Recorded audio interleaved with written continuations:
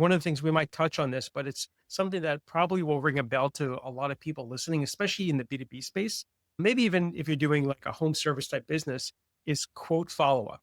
That's the Mm. number one thing we see in leakage. And you spend all this time and money and effort to generate a quote. You follow up for, a few weeks, for 6 weeks, for 2 months. And eventually you just give up because you haven't heard from them or they haven't made a decision. That doesn't mean that person's not going to buy.